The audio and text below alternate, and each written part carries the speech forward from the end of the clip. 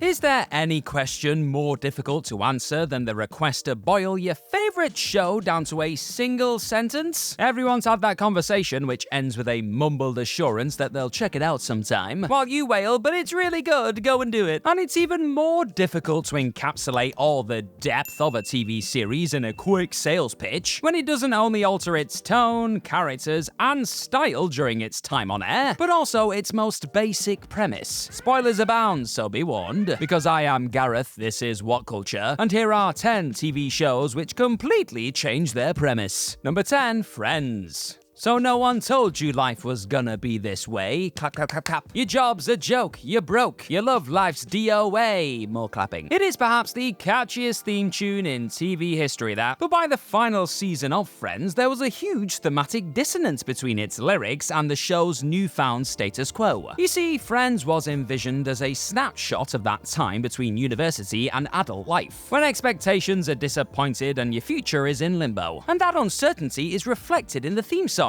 By season 10 though, almost everyone, except perhaps Joey, was in their preferred field of work. Rachel and Ross were raising their little girl, Monica and Chandler were married and looking to have kids, and even the bohemian Phoebe was settling down. The characters weren't the immature 20-somethings of the early seasons any longer. Yes, they were still the titular friends, but that friendship wasn't the most important thing in their lives anymore. It ultimately became a show about the grown-up life, which once seemed impossibly distant. Clap, clap, clap.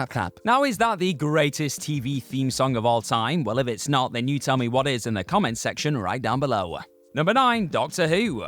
Doctor Who's premise is reinvention, but the classic series underwent a major retool which is still felt in the modern incarnation. It was originally intended as an educational series which would use time travel to teach children about history and science. So the first Doctor was accompanied by his young granddaughter Susan and her 2 school teachers. The concept of regeneration wasn't even floated until it became apparent that William Hartnell's health was failing 3 years after his first appearance. The popularity of the Daleks and other science fiction elements of the show led to a gradual shift away from these storylines and towards the sci-fi epic we recognize today. Occasionally, the Doctor still visits historical figures in the revival, but it's hard to argue that Ten's romance with Elizabeth I was intended to teach children about the Tudors. Yep, I'm not buying it. Number 8, Sabrina the Teenage Witch.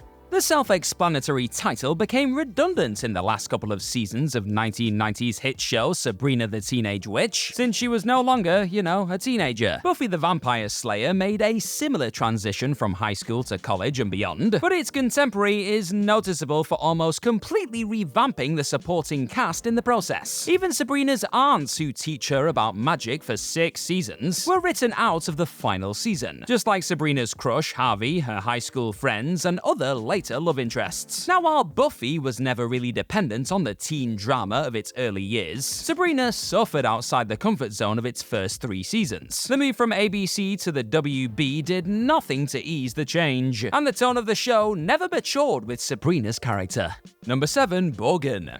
The Danish political drama Borgen begins as a chronicle of the newly elected female prime minister's attempts to balance her family life with her demanding new role. And throughout the first and second seasons, that's a fair description of the show's premise. By season 3, though, Birgit Nyborg is retired from politics and the series details her return, while the second protagonist, Katrine, ceases to be her distant mirror and joins Birgit in her creation of a new party. Casper wants Birgit spin doctor also fades into the background, in part due to actor Pilo Aspect's other commitments. Borgen's last season looks at the political system and asks whether you can achieve your goals without sacrificing your values, which is essentially what the show had always been about. But its protagonist is now an outsider. In other words, it's a great example of a show which changed its premise without compromising its thematic consistency. Well played.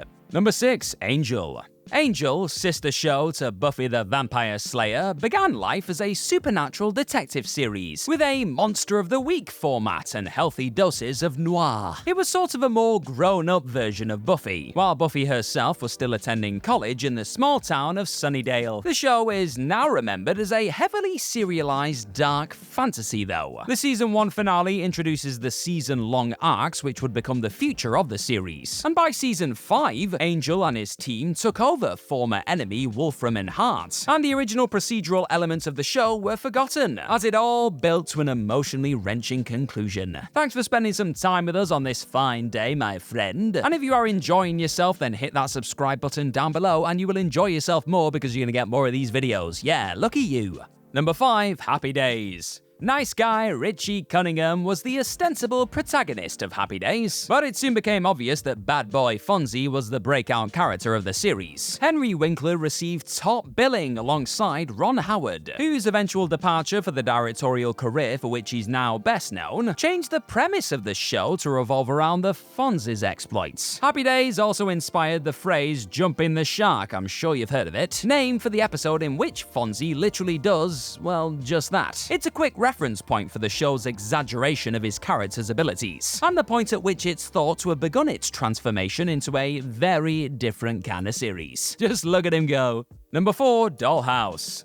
Joss Whedon's Dollhouse initially relied on self-contained episodes, which explored the missions undertaken by mind-wiped human operatives called Dolls, who were implanted with new, false memories each week. It was pretty much Alias starring Eliza Dushku, in other words, with some sci-fi elements thrown in there. The first handful of episodes were consequently quite dull, until the overarching plot began to take effect, and the show began to explore the roots of the doll technology and its potential misuse. By season 2, Dollhouse had a firmly established mythology, and the dolls were beginning to recover their individuality to face the sinister corporation Rossum. The weekly assignments disappeared after the first few episodes, and the show built to its game-changing series finale, then dropped another bombshell when it revealed a post-apocalyptic future set barely 10 years afterwards. Put simply, it had utterly outgrown its original premise, but ratings had already diminished beyond repair. Number 3, the UK version of Being Human.